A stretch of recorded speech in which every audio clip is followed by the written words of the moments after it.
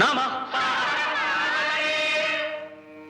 అట్టి విధంగా మతంగ మహాముని కన్నబిడ్డ కంటే ఎక్కువగా చూసుకుంటున్న అరుంధతి ఆలనా పాలన చూసి బాధ్యతను అప్పగించుట కొరకు సుశ్రామిక నామకున్ పిలిచి, శిష్యుడైన సుశ్రామికుడిని పిలిచి, సారసలోచని ఆశ్రమాంతర శ్రీమణి బాలికామణిని జీరి మహత్పరిపూర్ణ ధర్మ సుశ్రీమతి జేయు భారమిడి చంగట నిల్పెనరుంధతిన్ కృప.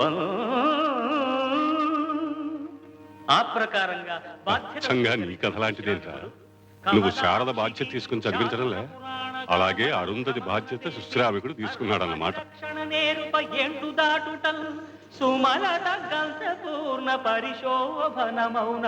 తాంబై లోపల ఉన్నాడా గంగా? అవును, చూసి విప్పేయండి.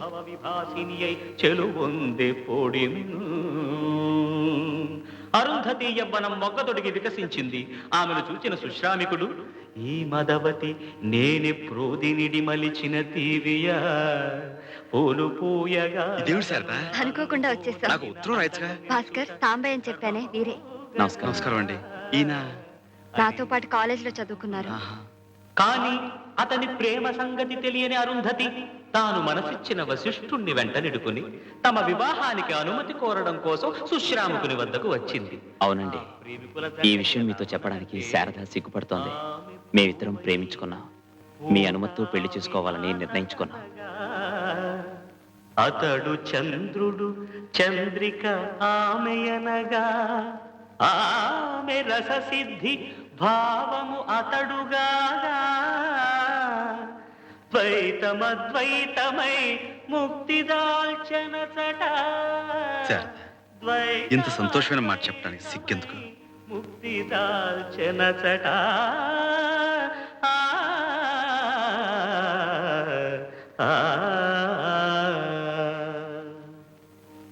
అప్పుడు అతని మనస్థితి ఎలా ఉన్నదంటే, గంగ ఉప్పొంగి తలమునుక చంగలిల్చే, భయద ప్రళయాగ్ని నిలువెల్ల ప్రజ్వలిల్చే, శ్వేర కీలాలకము గొంతు చేరి మిల్చే, స్థాణువై నిల్చే. ఒక కొంత సమయమునకు గుండె పగులదు, ప్రాణము కునికి చనదు, తెప్పరిల్లినాడు చిరునవ్వు గుపెనాడు.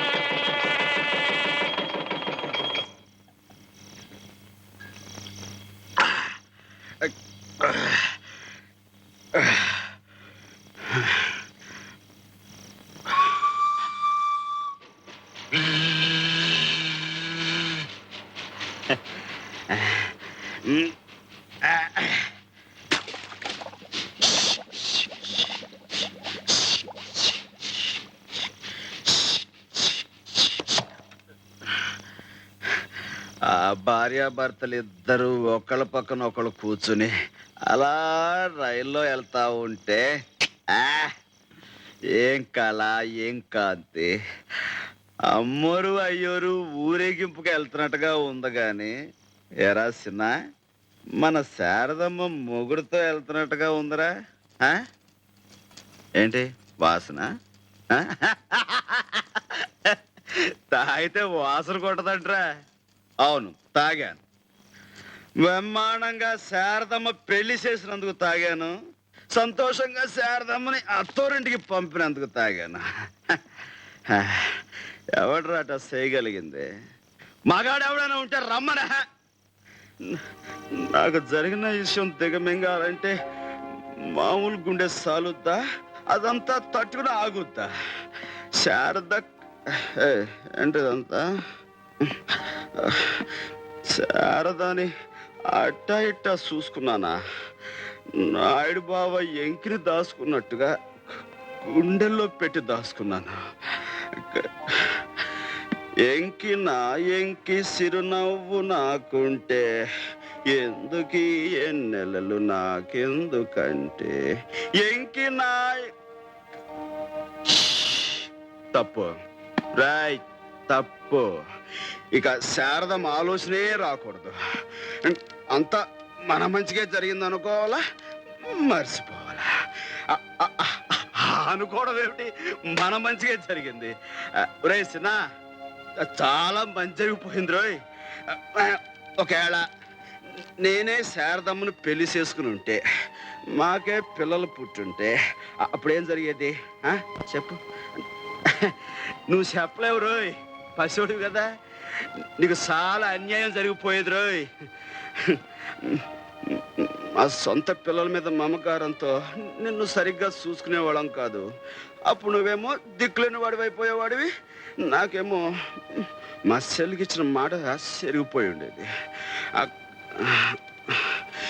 క్షణంలో చాలా ఘోరం జరిగిపోయేది రోయ్. స్వామి స్వామి, మొదట్లో ఇట్ట ఎందుకు చేసావా అని తిట్టుకున్నాను, కానీ నువ్వే కరెక్ట్ అయ్యా. ఆ పశువుని మనసులో పెట్టుకుని నా పెళ్లి సంగతి నేను మర్చిపోతాను, నువ్వు కూడా మర్చిపో. కాకపోతే ఆయన్ని తల్లిగా సాకే ఆడదిక్కుండదు, నాకు తోడు నీడగా ఉండే పేళ్ళ ఉండదు.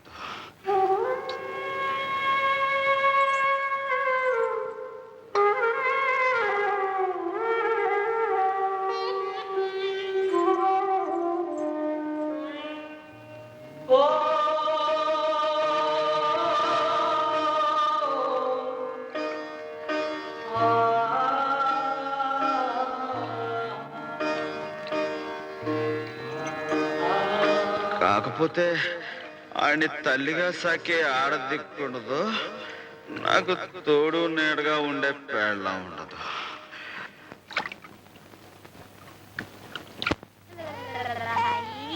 ఏటే ఎక్కడున్నావేంటి? గంగమ్మ ఆపరేషన్ కని వచ్చింది. ఆపరేషనా? ఏం ఆపరేషన్? తనకి పిల్లలు పట్టకుండా ఆపరేషన్ చేయించుకుంది. అదేంటే? సాంబయ్యని పెళ్లి కొప్పించడానికి అదొక్కటే మార్గమని, తనకి పిల్లలంటూ లేకపోతే ఇహ ఈ బొట్టుడికి ఏం అన్యాయం జరుగుద్ది, అందుకని పాపం. ఏమిటయ్యా, మీ ఆవిడ మాయమైపోయిందని కంగారు పడ్డావా? లేదు గంగ, మీ ఆయన్ని ప్రత్యక్షం చేసుకుంటున్నావని సంతోషపడ.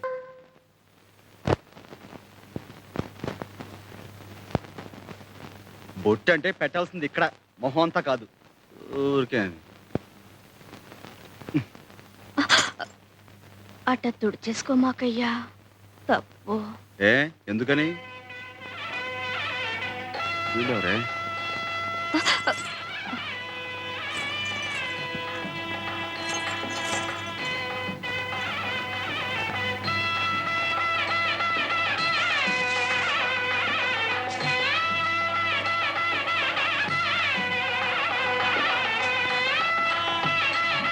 ఏంటి నత్తనడకలో పెళ్లి ముహూర్తాలు టైం అయిపోతుంటేనే? పదండి పదండి పదండి. మంగళసూత్రాలు ఎవరు తెస్తున్నారా? మాస్టర్ తీసుకొస్తున్నారు కదా. నేను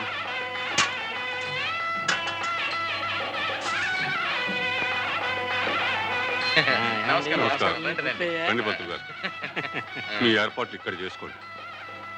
తయారైపోయావే, మాదే అన్నమాట ఆలస్యం. మాస్టరు, ఏమిటిదంతా? ఏం లేదురా, నీకు గంగనిచ్చి పెళ్లి చేస్తున్నాం. మాస్టరు, అల్లుడు, గంగను పెళ్లి చేసుకున్నా నువ్వు ఊహించే ఇబ్బందులేవి రావులేరా, భయపడకు. అవునరా, నీ మేనల్లుణ్ణి ఎంత ప్రాణప్రదంగా చూసుకుంటున్నావో గంగకి తెలియని విషయం కాదురా. కానీ ఇప్పుడు ఆమె కొత్తగా తెలుసుకున్నది, నువ్వు పెళ్లి చేసుకుంటే నీకు పుట్టే సంతానం మీద తీపితో ఆ పసివాణ్ణి మరిచిపోయి నిర్లక్ష్యం చేస్తానేమోనని నీకు కలిగిన భయం. అందుకే తనకి సంతానం కలగకుండా ఆపరేషన్ చేయించుకుంది.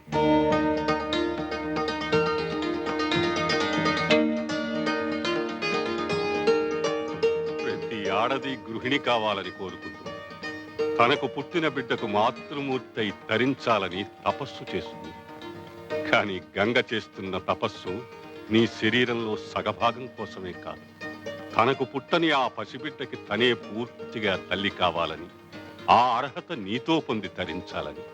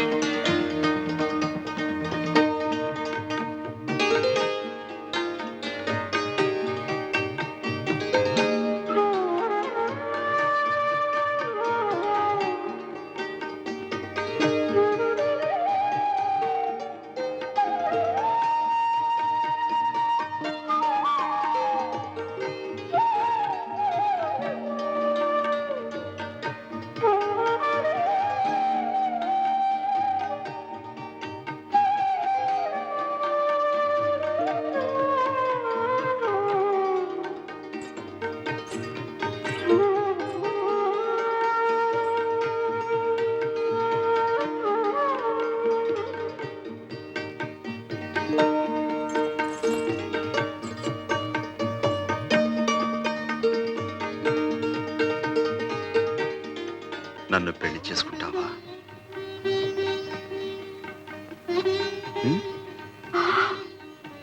అట్ట సోడు మాకయ్యా.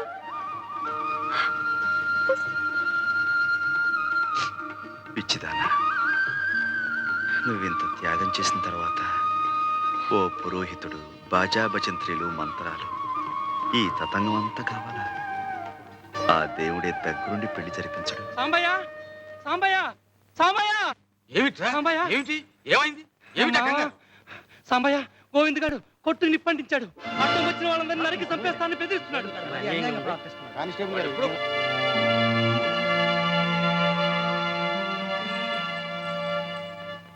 పొద్దు మాస్టారు, నా పాదం మంచిది కాదు.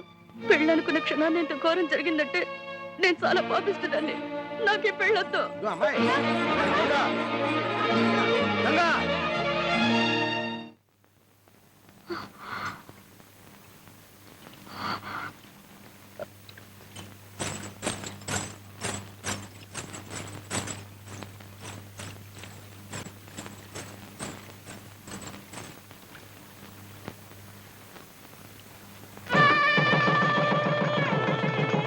దీర్ఘాయుష్మాన్ భవ.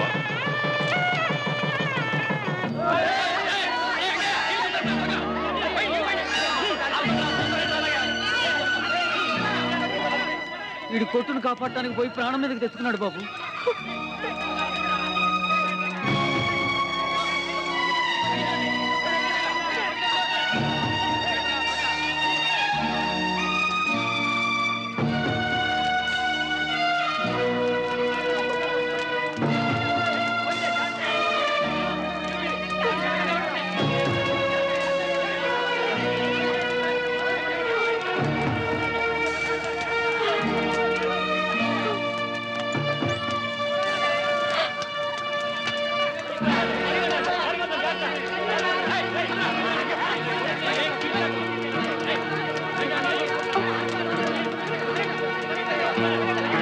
వదలండ్రా ఆయన్ని.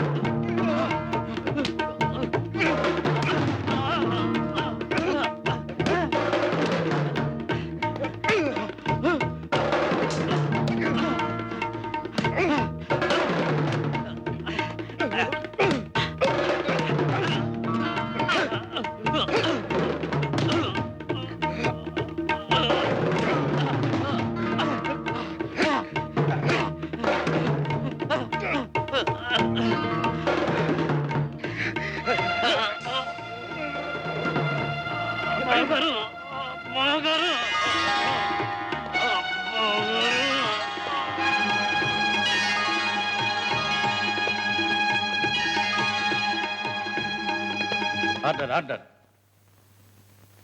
పెనుమర్తి గోవింద్ అనబడే ముద్దాయి ఉద్దేశపూర్వకంగానే సాంబయ్య కొట్టు తగలబెట్టాడని, సాంబయ్య కొట్టులో పనిచేసే భద్రం చనిపోవడానికి కారకుడు గోవిందేనని సాక్ష్యాధారాలతో నిరూపించబడింది. కాబట్టి ఐపీసీ 436 సెక్షన్ ప్రకారం ముద్దాయి గోవిందుకు 9 సంవత్సరాలు కఠిన కారాగార శిక్ష విధించడమైనది.